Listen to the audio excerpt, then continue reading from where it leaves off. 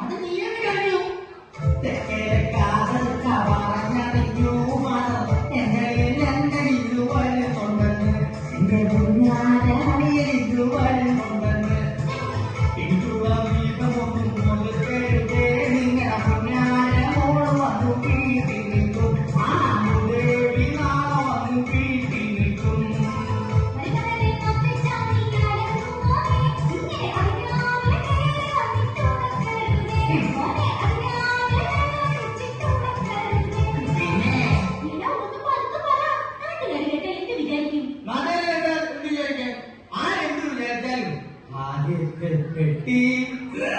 പടങ്ങൂന് പറയാനുള്ളവരും പറഞ്ഞിട്ട് പൊട്ടിക്കൂടാവുള്ളൂ. എന്നായിരിക്കണം അത് മുഴുവനും നീ നൽകണം. ഉപ്പിനോടെങ്കിൽ രണ്ടെണ്ണം നൽകണം.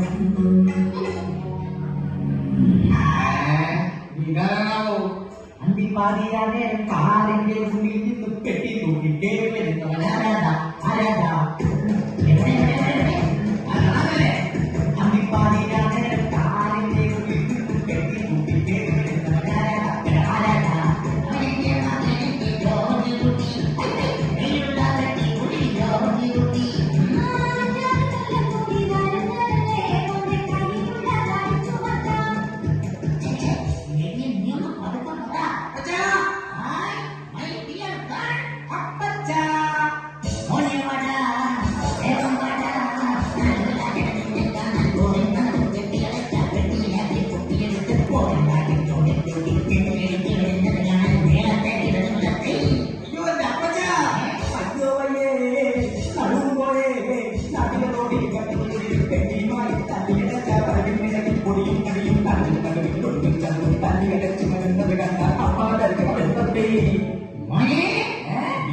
തടിച്ചു കൊടുത്ത് മെലിഞ്ഞു വെച്ച് കരിക്കട്ടുള്ള ജോലി കുട്ടി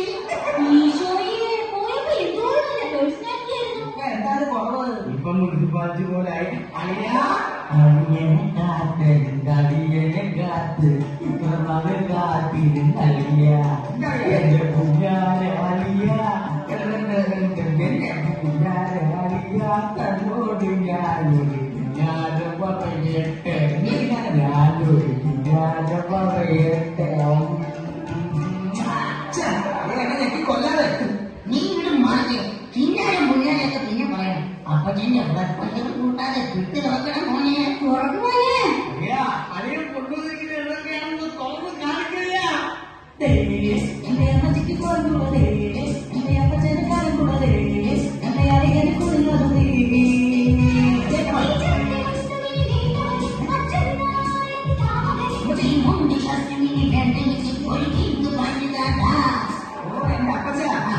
നിങ്ങളൊക്കെ പഴയ സ്റ്റൈലായിട്ടുണ്ടോ?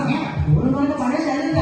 ഈ നാട്ടുകാരൊക്കെ അടിപൊളി കാര്യം ചെയ്യും. അമ്മച്ചിയാണ് എന്റെ ദൈവം എന്തോന്ന്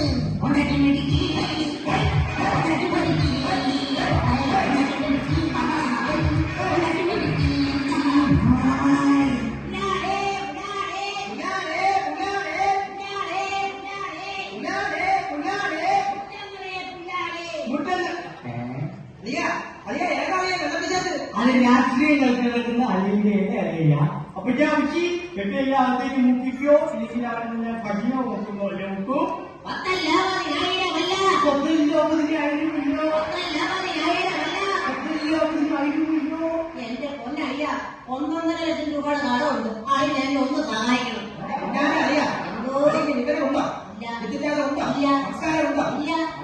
മനസ്സുണ്ടോ? പിന്നെ അറിയാൻ എങ്ങനെ ജീവിക്കും? അതല്ലേ ഞാൻ രാഷ്ട്രീയത്തിലേക്ക് ഭക്ഷണം സുഖ ജീവിതമൊക്കെ എന്റെ അയ്യ. ഞാൻ പാർട്ടിക്കാരുടെ വോട്ട് തന്നെ പാടുകെട്ട് മന്ത്രിയായി ആചരിച്ചു തീരമേത്തവൻ.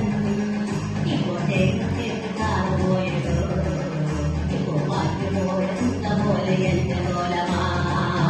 എന്റെ പൊന്നറിയ അതുകൊണ്ട് അളിയൻ പാർട്ടി ഫണ്ടിലേക്ക് 2 ലക്ഷം രൂപ എന്റെ പേര് ബാങ്ക് ഡിപ്പോസിറ്റ് ചെയ്യണം. നിർത്താനോ? ഒരു വട്ടം കൂടിയ കൊടി വച്ച കാറിന്റെ പുറകെ കിടക്കുവാനോ? പലവട്ടം കയറിയ നിയമസഭയിൽ ചെന്നു പാട്ട് പാടി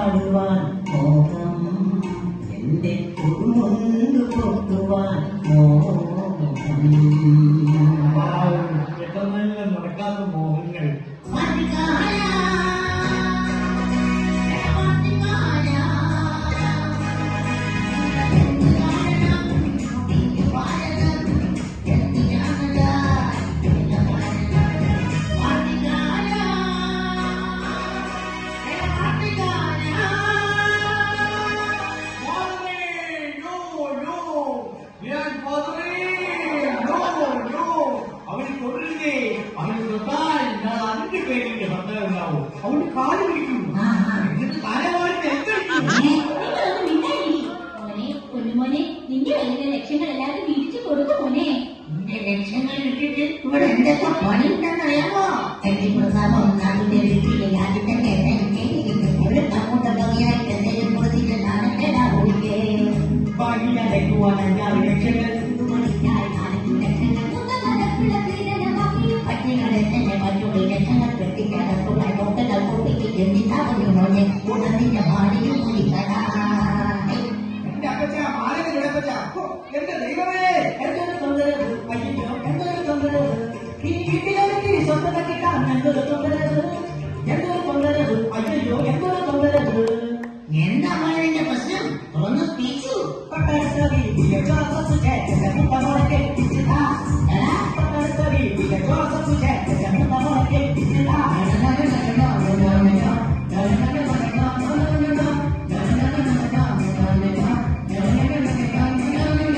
അതിലെന്ത് മണ്ടത്തരമായി പറയുന്നത്? 44 വയസ്സിലേ ആയുള്ളൂ. സമീപിക്കല്ലേ എന്റെ നീരത്തിട്ട് മണ്ടത്തരം കാട്ടും പൊന്നു സന്തതിയേ പ്ലാനെന്തുവാ നിന്റെ പ്ലാനെന്തുവാ പ്ലാനെന്തുവാ പ്ലാനെന്തുവാ. അപ്പൊ ഞാൻ ഒരു പെണ്ണ് സ്നേഹിക്കുന്നു. അവളെ നീ കല്യാണം കഴിച്ചത്. അയ്യോ, പെണ്ണോ?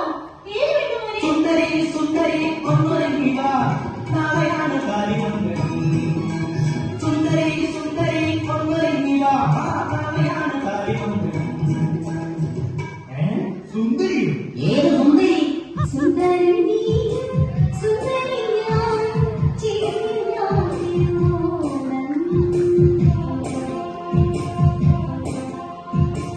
സുന്ദരി നീയും സുന്ദരം ഞാനും ചേർന്നാൽ തിരുവോണം. കയ്യും വെച്ച് കണ്ണും വെച്ച്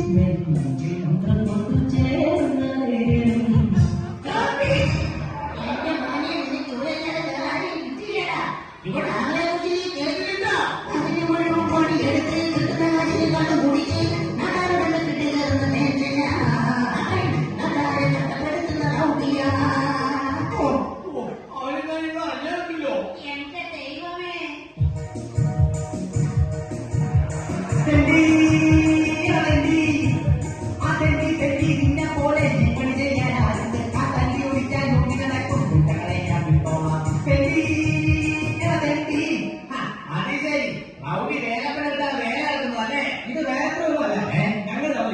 ചേട്ടൻ ഞങ്ങൾ വിവാഹം നടത്തുന്നത്. എടാ സ്ത്രീധനം മേടിക്കാതെ ഈ വിവാദത്തിന് നിന്റെ വീട്ടുകാർ സമ്മതിക്കുവോ? ദൈവമേ, ശ്രീധരൻ ഇല്ലാതെയോ? സ്ത്രീധനില്ലാതെയോ? ഒറ്റനാട്ടുകാരനാണ് കുടുംബത്തിൽ അറിയിക്കൊണ്ട അഭിമാനിയാതെ തന്റെ കയ്യിൽ വെച്ചു അഭിമാനം അവമാനം വരുത്താതെ കുട്ടിച്ചോടുക്കാൻ.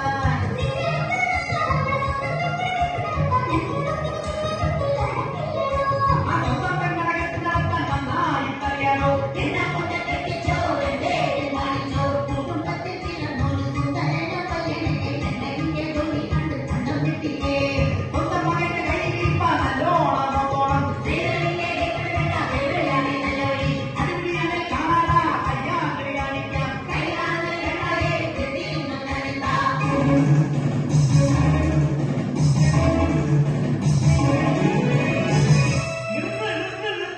ഞാക്കിന് പെണ്ണാണ്.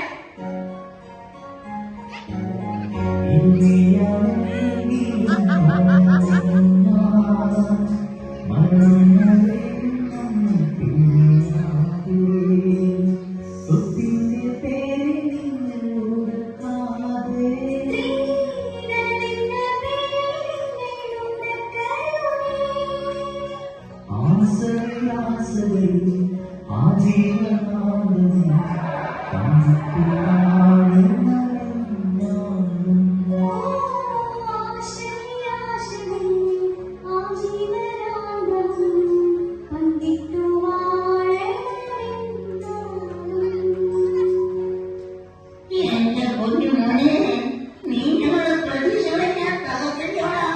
അച്ഛാ, നിങ്ങൾ സ്നേഹിച്ചത് എന്നെ എന്റെ പണത്തെ ഞാൻ കൊണ്ടുവരുന്ന പെട്ടികളെയും എന്റെ അനുവാദമില്ലാതെ നിങ്ങളത് വിധിച്ചെടുക്കുകയും ചെയ്തു. ഇനി എനിക്കൊരു ജീവിതമുണ്ട്. ഞാൻ ഇവിടെ കുടുംബം കൂടുകയും ഇല്ലെങ്കിൽ സ്ത്രീധനമില്ലാത്തതിന്റെ പേരിൽ ഈ വീട്ടിലെ യാതൊരു നാളെ ഒരുപക്ഷെ പൊട്ടിച്ചേരും. സ്വന്തം ജീവിതം കളഞ്ഞ് കുടുംബത്തിന് വേണ്ടി കഷ്ടപ്പെടുന്ന എന്നെപ്പോലുള്ളവരുടെ മനസ്സ് കാണാൻ എനിക്ക് കഴിയില്ല. അപ്പച്ച അമ്മച്ചി ഞങ്ങളെ അനുഗ്രഹിക്കുന്നു. എന്തായാലും കല്യാണം കഴിഞ്ഞു, ഇതൊന്നും ആഘോഷിക്കണ്ടേ? എന്റെ മകളുടെ കല്യാണം ഞാൻ ആഘോഷിക്കും. ഞങ്ങളുടെ ആരുടെ കല്യാണം ഞങ്ങളും ആഘോഷിക്കുമെന്ന് ഞാൻ ഊന്നി പറയുന്നു. നിർത്തി. മക്കളെ, ഈ അപ്പച്ചനോട് ഒന്ന് ചോദിച്ചു